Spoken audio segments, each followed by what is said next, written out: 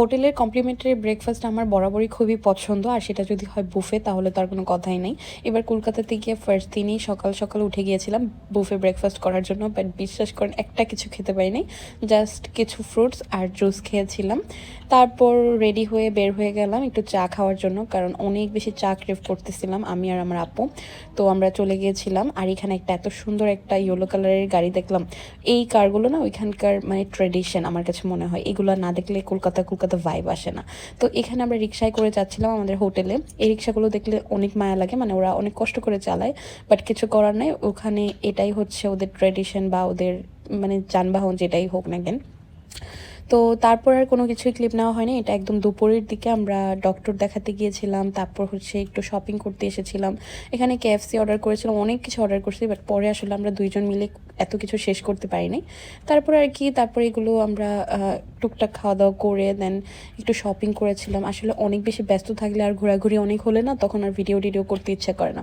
এটা একদম বিকেলের দিকে আমরা হচ্ছে এখান থেকে জমজমের বিরিয়ানি কিনেছিলাম, যেটা অনেক ফেমাস বললো, তো এখান থেকে কিনেছিলাম, বাট একটু মজা না বললে ভুল হবে, কারণ ওখানকার মানুষের টেস্ট বার আর আমাদের টেস্ট বার তো এক না। ওখানকার মানুষরা হচ্ছে মশলাপাতি কম দিয়ে রান্না করে, তো ওদের কাছে ওদের খাবার বেস্টই, বাট আমাদের কাছে অত একটা ভালো লাগে নাই, তো আর খেতে পারি নাই। তো যাই হোক, তারপর আমরা ফ্রেশন আপ হয়ে চলে গিয়েছিলাম টুকটাক গিফটস কেনার জন্য, আর এখানে এসে আমার সব কিনে নিয়ে যেতে মন চাইছিল, বাট আমি তেমন কিছুই কিনি নাই। তারপর হচ্ছে রাতের বেলা আমরা চলে এসেছিলাম একটা বিরিয়ানি খেতে, এত মজা ছিল, মানে লাস্ট 2 দিনে কলকাতাতে আমি জাস্ট এই খাবারটাই বলবো একদম 10 আউট অফ 10, এত মজা ছিল। গরম গরম খিচুড়িটা এত এত মজা ছিল।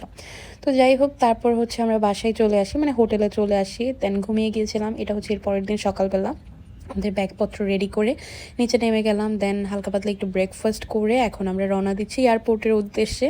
আর যাওয়ার পথে এই যে ছোট্ট 1 কাপ চা খেয়েছিলাম, একদম ছোট্ট পিচ্ছি, ওরা হচ্ছে এতটুকুই চা খায়, তো এখান থেকে একটু চা খেয়ে নিলাম। এখন আমরা এয়ারপোর্টে চলে এসেছি। তারপর আর আমাদের এয়ারপোর্টে এসে অনেক ঝামেলা টামেলা করতে হয়, আমাদের হচ্ছে ওয়েট বেশি হয়ে গিয়েছিল, তো সেটার জন্য আমরা পেও করেছিলাম, বাট তারপর আমাদের সাথে অনেক কিছু হয়েছে। তো যাক, এইসব কথা বাদ দিই, দেন হচ্ছে আমরা এখানে একটু বসেছিলাম আমাদের সব মানে ঝামেলা টামেলা শেষ করে, একদম ফ্লাইটের জন্য অপেক্ষা করতেছিলাম। দেন আমরা একটা কফি অর্ডার করেছিলাম, কফিটাও একটু মজা লাগে নাই, দেন আর না খেয়েই তারপর ফেলে দিতে হয়েছে, জাস্ট ফান্টাটা একটু খেতে পেরেছি, আর বাকি কোনো কিছুই ভালো লাগে না। তারপর আমি একটা ব্ল্যাক কফি নিয়েছিলাম, যেহেতু আমি কালকে সারা রাত ঘুমাতে পারিনি, তার উপর সকাল সকাল ভোরবেলা ঘুম থেকে উঠে এসেছি, তো ভাবলাম একটা ব্ল্যাক কফি খেলে ভালো লাগবে, বাট ব্ল্যাক কফিটা আসলে আলটিমেটলি খেতে পারি নাই, কারণ আমাদের ফ্লাইটের টাইম হয়ে গেছিলো।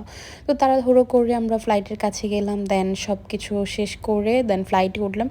আর ফ্লাইটে উঠে আমি আর কোনো কিছু করি নাই, জাস্ট ফোনটা ব্যাগে রেখে একটা ঘুম দিচ্ছি, কারণ আমার এত টায়ার্ড ছিলাম বলে বোঝাতে পারবো না। তারপর এক ঘুমে একদম ঢাকায় পৌঁছে গিয়েছি।